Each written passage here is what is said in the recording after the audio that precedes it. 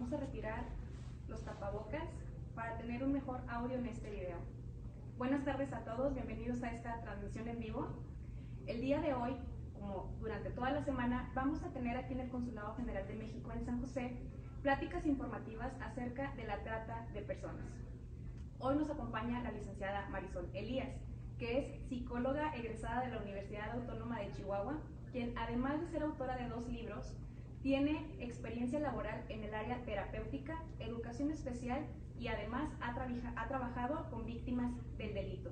¿Cómo se encuentra el día de hoy, licenciada? Gracias por haber recibido esta invitación y haber aceptado. No, pues muchas gracias por la invitación y para mí es un honor estar este día aquí con ustedes hablando de un tema con tintes psicológicos, ya que es muy importante abordar ese aspecto. Sí, es muy importante dado que es un delito que se vive hoy en día. Y es por ello que además de ser un delito, es una gran violación a los derechos humanos. Por eso, la Organización de las Naciones Unidas declaró como Día Mundial contra la Trata de Personas el 30 de julio. Y pues es importante abordar estos temas para generar conciencia en toda la población y así poder erradicar este delito. Antes de comenzar, y para esperar que más personas se conecten, me gustaría especificar lo que es la trata de personas, que en pocas palabras, la trata de personas es la explotación de personas con un fin lucrativo. En pocas palabras, es el vender a personas. Obviamente, esto sin el consentimiento de ellas.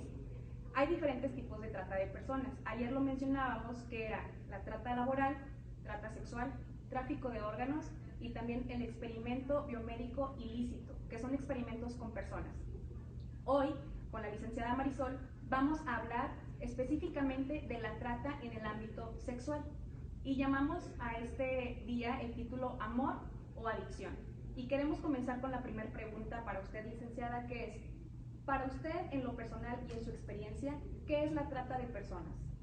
Es una violencia a la máxima potencia donde se comercializa con la persona tratándola como objeto y esta persona se desintegra su yo, se despersonaliza y pierde su identidad por completo. Ok, fíjese que es muy común que a veces nos cuesta trabajo el aceptarnos o el identificarnos como víctimas. ¿Por qué nos cuesta tanto trabajo identificarnos como víctimas? Hay 2 cuestiones muy importantes aquí. Primeramente vamos a definir qué es el ser humano. El ser humano es biopsicosocial, es biológico, psicológico y social. Entonces, por el aspecto social, lo hemos visto años atrás, cuando alguien se declara víctima, sobre todo de trata sexual, es muy etiquetada. Entonces prefieren callar antes de que le pongan una etiqueta. Entonces, por el aspecto social y el aspecto psicológico. ¿A qué se refiere con el aspecto psicológico? Todos día a día vamos viviendo un sinfín de experiencias desde que nacemos hasta que morimos y cerramos nuestro ciclo de experiencia. Pero cuando no cerramos el ciclo de experiencia, si es una experiencia traumática, que dejamos como un bloqueo mental. Entonces ese bloqueo mental nos afecta psicológicamente y no nos deja avanzar, no nos deja aceptar que somos víctimas. Un claro ejemplo, una ocasión una chica me llegó al consultorio que tenía una fobia espantosa a las cucarachas. Resulta que cuando fuimos tratándola, ella en su infancia fue violada por su papá, ella no lo recordaba, a eso me refiero a un bloqueo mental. Y una vez que ella creció, ella mejor decidió tener inconscientemente una fobia a las cucarachas. Y todo lo demás lo había olvidado. Entonces muchas veces no aceptamos que somos víctimas porque tenemos bloqueos mentales y no nos damos cuenta que los tenemos hasta que vamos a terapia y los atendemos. Entonces por eso a veces afecta, porque tenemos muchos ciclos de la experiencia que no hemos cerrado y vamos generando una serie de bloqueos mentales. Ok, es muy importante lo que dice eso de tener miedo a las etiquetas sociales. ¿Usted considera que entonces la sociedad pudiera, que una víctima o alguna sobreviviente de este delito no lo denuncie o no le hable por miedo a ser etiquetada? Efectivamente. Ok. Ahora, algo también muy importante en este aspecto de la trata sexual es cómo comienza, cómo una persona que es el traficante o el tratante empieza a envolver a estas personas y se crea como un círculo vicioso. ¿Qué nos puede hablar acerca de lo que es un círculo vicioso y cómo pudiéramos nosotros detectar que estamos en una relación a lo mejor tóxica o en una relación que no es conveniente para nosotros. Ok, todos partimos en las experiencias que vamos adquiriendo durante el largo de nuestra vida. Y esas experiencias que nosotros no concluimos, vamos generando esos ciertos bloqueos mentales y nos vamos sumergiendo en un ciclo de la violencia. Pero para hablar de un ciclo de la violencia tenemos que hablar de dos personas fundamentales, la víctima y el agresor. Ambos tienen ciclos de experiencia no cerradas, que la víctima por eso cae más fácilmente ante un agresor. Y el agresor, en sí somos víctimas de víctimas. El agresor también fue víctima en algún punto de la vida que se convirtió en un agresor. Entonces el agresor vivió ciertas experiencias que no pudo sanar, que no pudo proteger por sí mismo.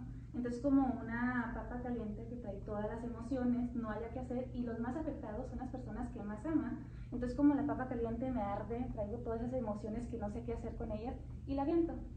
Y lastimo a la persona. Número 1, aviento. Número 2, la persona recibe ese dolor.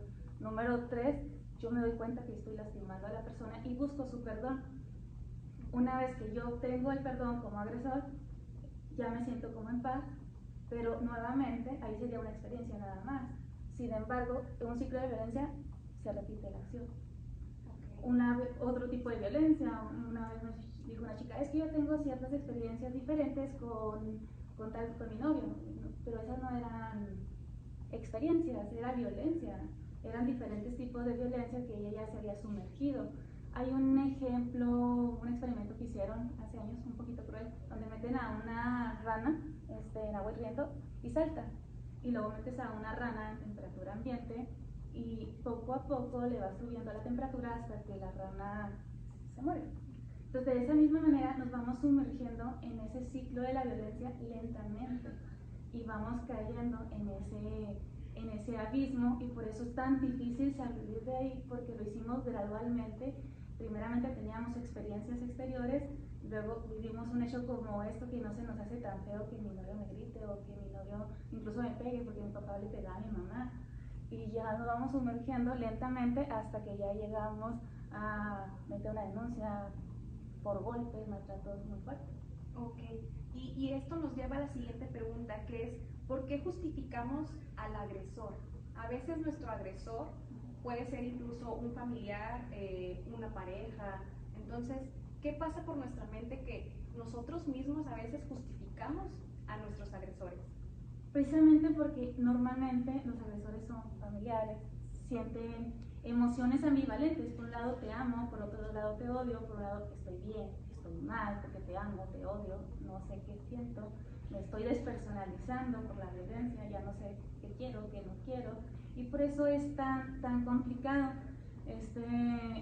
Otro así ejemplo para que quede más claro, una vez hablando en agresiones, llegó una pareja porque su niño golpeaba a varios niños de la escuela, y como los golpeaba querían quitar esa conducta, atiendo a la mamá, atiendo al papá, y la mujer traía varios golpes. Cuando se le cuestiona sobre sus golpes, ella comenta que le pasó todo esto porque tenía estigmas, que Dios le hablaba y Dios lo atendía.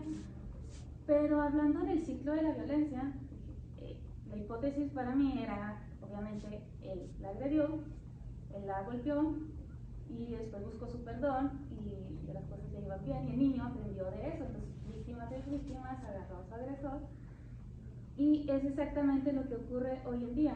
O sea, lo que ocurre con esta pregunta. Las personas se van sumergiendo de esta manera, que se van perdiendo, y la mujer justificaba al marido y ella creía mejor que eran estigmas porque lo amaba, pero al mismo tiempo pues sentía ese coraje, pero ella mejor lo bloqueó. El niño callaba y no decía qué pasaba y lo externaba golpeando a los demás, pero no expresaba porque era su papá, era su héroe, pero también era su agresor.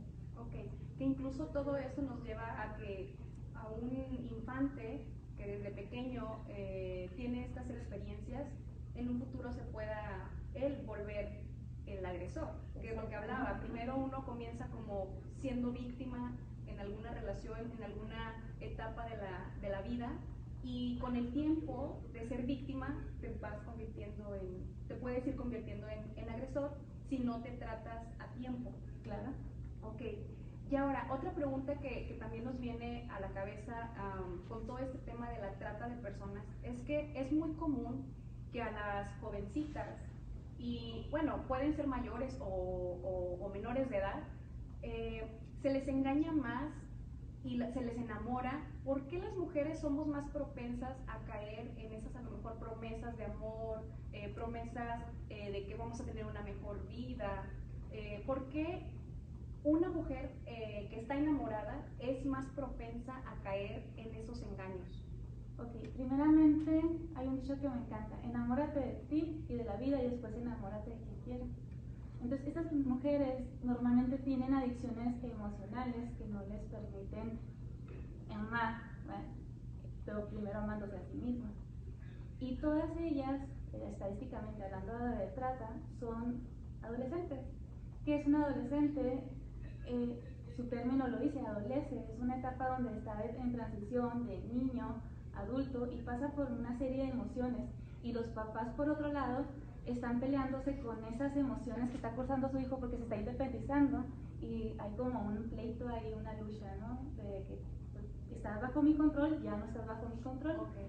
Entonces la joven quiere sentirse amada, no se siente comprendida, no tiene un claro autoconcepto, y todavía tenemos algo cultural que nos dicen: el hombre te va a conquistar, te va a llevar flores, y llega alguien y nos ofrece todos esos huecos emocionales que nosotros, pues, como mujeres, se tienen, y los llenan, y es como salimos atrapadas. Pero no es que estén enamoradas, es una adicción emocional, las cuales ellas creen estar enamoradas y son víctimas de esta situación. Que precisamente por eso llamamos así el título del día de hoy, amor o adicción, porque uno puede confundir esas palabras. Puede uno comenzar una relación a lo mejor muy enamorada, hablando específicamente de estas víctimas que son engañadas y que se les enamora para después venderlas como una mercancía, porque eso es lo que es la trata de personas, prácticamente es vender a las personas. Entonces es muy bueno el tema. Sabemos que tiene un libro titulado de la misma manera, Amor o Adicción. ¿Nos pudiera platicar un poco de qué trata este libro? Sí, es precisamente una jovencita que está atrapada entre estos términos, entre amor y adicción, y no cierra adecuadamente los ciclos emocionales cuando ya está sumergida en otra, y cada vez sus relaciones son más tóxicas y conflictivas. Cuando comprende la importancia de esto, su calidad de vida cambia por completo. Muy bien. Fíjense que otro de los casos que nos llegan muy comúnmente aquí al consulado, y más por tratarse o porque nosotros nos encontramos en un país extranjero, es que llegan muchas personas pidiendo apoyo psicológico, apoyo para solicitar documentos, y al momento de entrevistar a las personas nos damos cuenta que efectivamente se le trajo con alguna promesa, promesa de un trabajo exitoso, alguna carrera artística, entre otras cosas. Y al momento que llegaron aquí, estas personas les quitaron sus documentos, les prohibieron tener contacto con sus familiares. Y para las mujeres inmigrantes aquí en Estados Unidos o en cualquier país, porque es importante recalcar que este delito no es únicamente en México, no es únicamente en Estados Unidos, sino que es un delito que lamentablemente se ve en todos los países. Lamentablemente es un delito que no hemos podido erradicar, y considero que es importante que tanto las víctimas como las personas que pudiéramos ser terceros estemos informados sobre esta situación. Ahora, las mujeres inmigrantes pudieran presentar a lo mejor obstáculos, que es el habla, simplemente el no tener su inglés, no tener el lenguaje adecuado de ese país en donde se encuentran, y por eso quisimos hacer énfasis de este título de amor o adicción. Ahora, licenciada, ¿cuáles son las señales más comunes para poder detectar si alguien, mi hermana, mi sobrina, mi hija, está siendo víctima, o tal vez ahorita todavía no víctima, pero que la están como que enganchando con otro fin? ¿Cuáles pudieran ser esas señales? Primeramente, ver su núcleo familiar, cómo se encuentra. qué tanto sale, qué tanto está en las redes sociales, cómo se involucra sentimentalmente. Muchas veces pasa que los papás están totalmente ajenos y no se dan cuenta nada de esa atmósfera porque no ven, pero ahí están las señales que todo padre luego identifica. Una muchacha que se la mantiene mucho en el celular, o sea, ¿qué es lo que ve tanto en el celular? ¿Cómo van sus notas escolares? ¿Cómo es su espera? ¿Cómo son sus amigos? ¿Cómo interactúa? ¿Cómo está su autoestima? ¿Qué tanto autoconocimiento tiene de sí mismo? Entonces son como que señales muy vistosas. Sí, y algo importante que mencionaba la licenciada son las redes sociales. Consideramos que a lo mejor es en esta época más fácil engañar no solamente a señoritas, a personas adultas. Te ponen otro perfil, se ponen otro nombre y poco a poco las van enamorando y pueden caer lamentablemente en esta situación.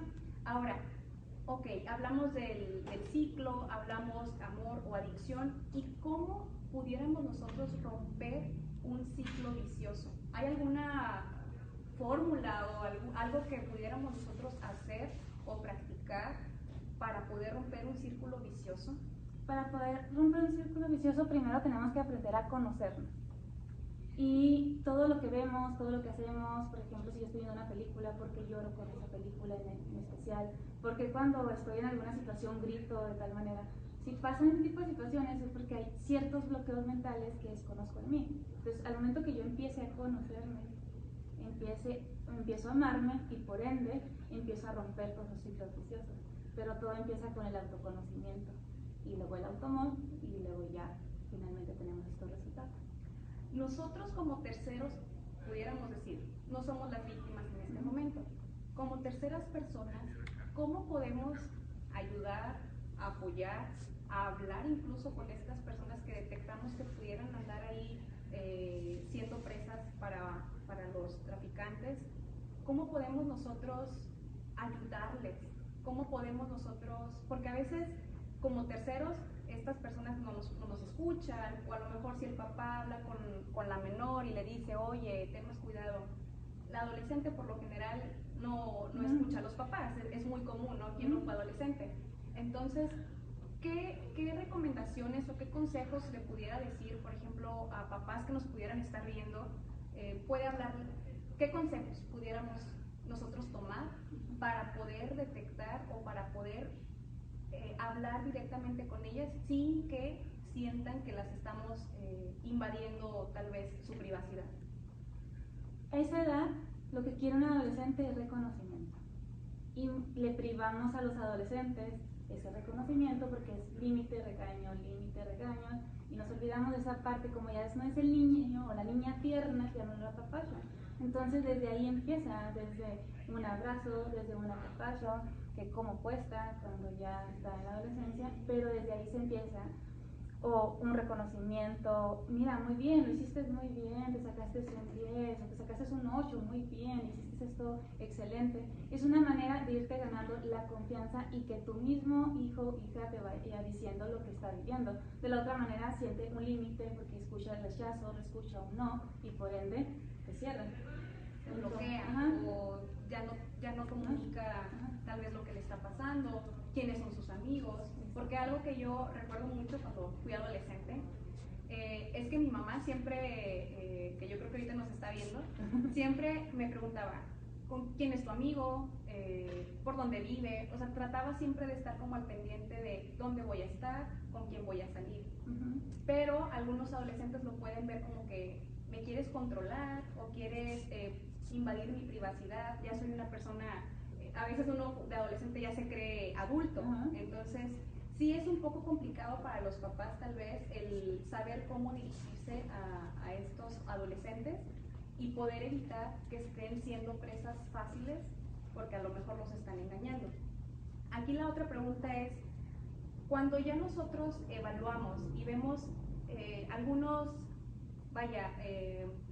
aspectos que decimos, esta persona creo que está sufriendo de violencia, creo que está siendo víctima de algún abuso, ¿cómo podemos nosotros ayudarlos a ellos?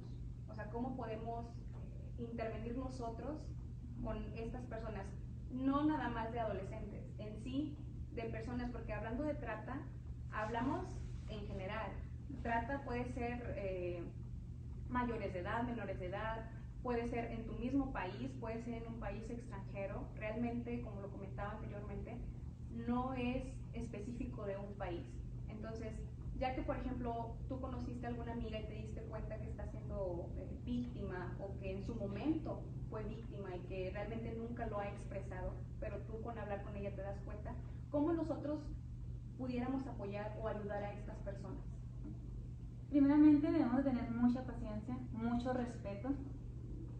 Cuando no se tiene ese respeto, como que se vuelve a cerrar la persona y dice, ya no tuve ese respeto, ya no me vuelvo a abrir. Y en lo que es todos los centros de rehabilitación de adicciones, porque esto finalmente es una violencia y te genera adicciones emocionales, lo que hacen es, se da terapia a la persona adicta, en este caso la persona porque se le genera una adicción, en este caso emocional, y posteriormente también a toda la familia, porque cada persona es independiente, no es como una fórmula, le voy a hacer exactamente igual con todas las personas que vivieron esto, porque cada una tuvo su historia de vida, tuvo sus ciclos de las experiencias muy diferentes, entonces se tiene que hacer de una manera personalizada. Hay una situación también hablando de violencia, muchas veces decimos, ya deja eso, y exigimos, y eso no es lo que hacemos con esas personas cuando les exigimos, incluso lo decimos como familiar. Por ejemplo, yo puedo tener un familiar que esté pasando por eso y yo me frustro porque amo a esa persona y le digo, no lo hagas, no hagas esto, y lo que va a recibir la otra persona es la frustración, porque esta persona ya recibió muchos golpes emocionales y lo que menos quiere es escuchar más cosas negativas y por ende se bloquea, se cierra y ahí ya no le estamos ayudando. Entonces la mejor manera de ayudar es ser paciente. Si no me siento con la capacidad de ayudar, pero quiero ayudar, buscar ayuda profesional. Entonces ya ahí acercarse, buscar cómo, porque también comunicar es muy importante. Cómo se lo comunico, cómo le ayudo. Entonces yo para la terapia. Y ahorita mencionaba tanto la persona que está siendo o que fue víctima, que es sobreviviente del delito, así como a su familia. Puede que lo que pasó esta víctima, aunque no lo haya vivido, por ejemplo, la hermana, o no lo haya vivido en carne propia alguna prima, considera que también ellas pudieran tener les haya afectado en algo mental o algo psicológico. Sí, afecta considerablemente, porque es un ser que amas y a nadie nos gusta ver a las personas que amamos lastimadas y tendemos a lastimarnos cuando vemos a alguien herido de los que amamos. Claro. Pues también por eso hay que tratarse y saber también cómo tratar a la persona herida, porque muchas somos muy buenos para dar consejos, pero no vivimos esa experiencia. Claro. Y algo muy importante que es lo que mencionábamos al inicio del miedo a las etiquetas.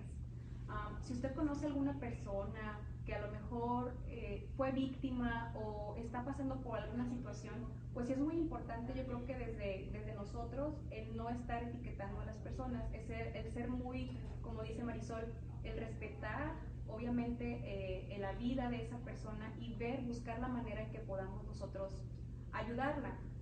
Como mencionaba anteriormente, ahorita nosotros no estamos siendo víctimas de este delito, pero en cualquier momento pudiéramos caer en esa situación, pudiéramos llegar a conocer a alguna persona que esté cayendo en esa situación y no nos damos cuenta. Las redes sociales, como ya lo habíamos dicho, son muy amplias, se maneja mucha información falsa, entonces sí es importante estar siempre en alerta por si conocemos alguna situación así. Precisamente, y para recordarles, el día lunes pasado, en la página oficial de Facebook del consulado, se publicó un video con cápsulas pequeñas de algunos ejemplos de trata de personas. Si no lo ha visto, le invito a que lo busque en el historial de Facebook y si puede, compartirlo. ¿Por qué? Porque es importante que este mensaje llegue a muchísimas personas. Le repito, no únicamente a los familiares de las víctimas, sino también a todas las personas que estamos aquí, que estamos en México, que estamos en otros países, porque a veces sin darnos cuenta pudiéramos ser no víctimas, pero sí a lo mejor consumiendo. Hablábamos precisamente ayer con la embajadora de las llamadas escorts, o sea, de las mujeres de compañía, que uno a lo mejor pudiera verlo, pues para eso le pago, para eso sí, pero estás ahí tú participando indirectamente en este delito, porque estas personas, estas mujeres que son como damas de compañía, están siendo ellas utilizadas con un fin lucrativo, su compañía a cambio de dinero. Entonces, sí es importante que todos tengamos conocimiento, tengamos información sobre este delito. Licenciada, ¿algo más es que pudiera agregar a esta entrevista? Por ejemplo, ya vimos lo que son algunos de las señales, de qué manera pudiéramos apoyar nosotros a las personas si es que encontramos algunos conceptos que digamos, esto es de alerta. ¿Algo que más pudiéramos agregar? Buscar todos los síntomas que nosotros creamos, ahorita que hablamos de los bloqueos, qué tipo de bloqueos tengo yo, qué tipo de bloqueos mentales pueden tener otras personas, porque de la nada se enojan, de la nada a lo mejor ya patearon una puerta, la destrozaron, y existen muchas cosas pequeñas que podemos ver en nuestros hijos que no atendemos y después eso se hace grande, se hace mayúsculo. Entonces, analizar todos esos detalles para que nuestros hijos, hijas no se vuelvan agresores en un futuro. Y si ellos en algún momento también, ¿por qué están demostrando eso? O sea, a lo mejor son víctimas de otras situaciones que no sabemos, a veces hay abuso, incestos en las familias, entonces detectar con esas conductas agresivas qué les pasan a nuestros hijos, y con esto podríamos hacer una mejor sociedad, disminuir todo ese tipo de violencias y delitos. Pues muchas gracias por esta entrevista breve, pero yo creo que con temas y puntos muy importantes que para todos nosotros es de mucha utilidad. Les recordamos que durante toda esta semana vamos a tener diferentes pláticas. Ayer fue con la embajadora, donde vimos los diferentes tipos de trata, el protocolo de protección consular que existe, así como los objetivos y principios de cómo tocamos este tema. Hoy tocó con la licenciada Marisol Elías para hablar sobre el enfoque psicológico de esta índole. El día de mañana vamos a tener entrevista con una persona de una organización que ayuda a las víctimas de trata y violencia, y posteriormente el viernes tenemos como invitado a un abogado que hablará acerca de los recursos o alivios migratorios que puede tener una víctima de delito. Entonces les invitamos a que por favor nos siga en las redes sociales, que por favor comparta la información, no se la quede. Si usted puede compartirla con su familia, con sus hijos, con sus amigos, con los compañeros de trabajo, hágalo por favor, porque es importante que este mensaje, como lo decía, llegue a muchos hogares. Muchas gracias por acompañarnos y esperamos verlos el día de mañana. Gracias, licenciada, por su aportación, la verdad fue de mucha utilidad. Les pido también que compartan este video para que lo podamos escuchar. Si tenemos alguna duda, pues bueno, les repito, les quiero dar, el teléfono del Centro de Información y Asistencia Mexicanos, que es el 520-623-7874. Para cuestiones de emergencia, pueden hablar ese número, está activo las 24 horas del día y funciona para los 50 consulados que se encuentran aquí en Estados Unidos. Mi nombre es Perla Zavala y fue un gusto que nos transmitiera, que pudiéramos estar con ustedes. Hasta luego.